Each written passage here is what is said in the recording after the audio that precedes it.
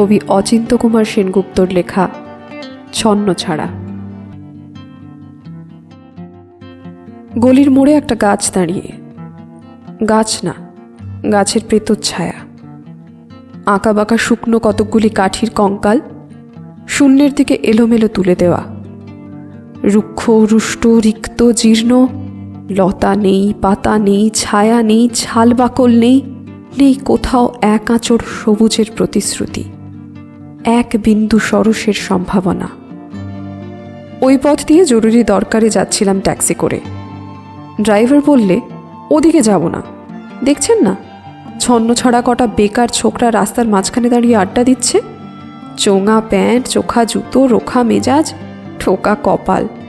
ওখান দিয়ে গেলেই গাড়ি থামিয়ে লিফট চাইবে, বলবে হাওয়া খাওয়ান। কারা ওরা? চেনেন না ওদের? ওরা বিরাট এক নৈরাজ্যের বাসিন্দে। ওদের কিছু নেই, ভিটে নেই, ভিত নেই, রীতি নেই, নীতি নেই, আইন নেই, কানুন নেই, বিনয় নেই, ভদ্রতা নেই, শ্লীলতা শালীনতা নেই। ঘেঁষবেন না ওদের কাছে। কেন নেই? ওরা যে নেই রাজ্যের বাসিন্দে।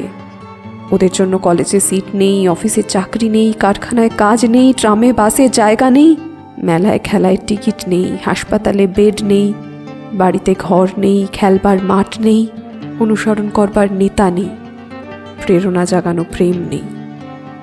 ওদের প্রতি সম্ভাষণে কারু দরদ নেই। ঘরে বাইরে উদাহরণ যা আছে তা ক্ষুধা হরণের সুধাখরণের উদাহরণ নয়, তা সুধা হরণের ক্ষুধা ভরণের উদাহরণ। শুধু নিজের দিকে ঝোল টানা। এক ছিল মধ্যবিত্ত বাড়ির এক চিলতে ফালতু এক রক, তাও দিয়েছে লোপাট করে, তাই এখন পথে এসে দাঁড়িয়েছে সড়কের মাঝখানে। কোত্থেকে আসছে সেই অতীতের স্মৃতি নেই, কোথায় দাঁড়িয়ে আছে সেই বর্তমানের গতি নেই, কোথায় চলেছে নেই সেই ভবিষ্যতের ঠিকানা।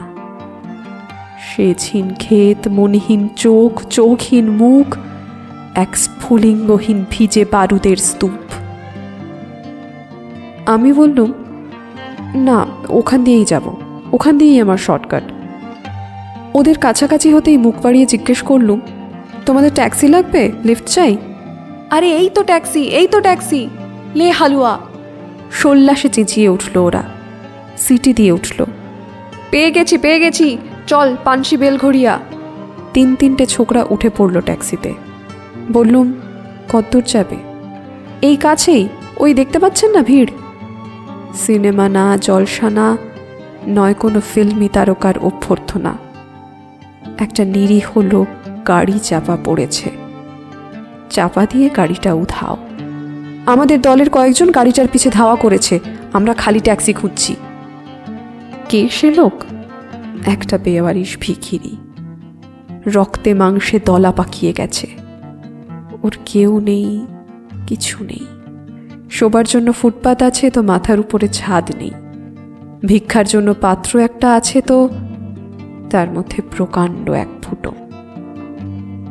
রক্তে মাখামাখি সেই দলা পাকানো ভিখিরিকে ওরা পাঁজা কোলা করে ট্যাক্সির মধ্যে তুলে নিল। চেঁচিয়ে উঠল সমস্বরে, আনন্দে ঝঙ্কৃত হয়ে, প্রাণ আছে, এখনো প্রাণ আছে। রক্তের দাগ থেকে আমার ভব্যতা ও শালীনতাকে বাঁচাতে গিয়ে আমি নেমে পড়লুম তাড়াতাড়ি।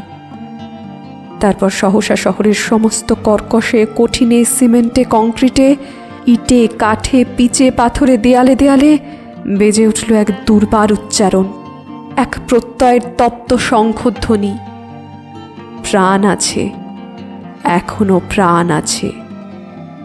প্রাণ থাকলেই স্থান আছে, মান আছে, সমস্ত বাধা নিষেধের বাইরেও আছে অস্তিত্বের অধিকার। ফিরে আসতেই দেখি গলির মোড়ে গাছের সেই শুকনো বৈরাগ্য বিদীর্ণ করে বেরিয়ে পড়েছে হাজার হাজার সোনালি কচি পাতা। মর্মরিত হচ্ছে বাতাসে, দেখতে দেখতে গুচ্ছে গুচ্ছে উথলে উঠেছে ফুল, ঢেলে দিয়েছে বুকের সুগন্ধ, উড়ে এসেছে রং বেরঙের পাখি, শুরু করেছে কলকণ্ঠের কাকলি, ধীরে ধীরে ঘন পত্রপুঞ্জে ফেলেছে স্নেহাদ্র দীর্ঘ ছায়া, যেন কোনো শ্যামল আত্মীয়তা।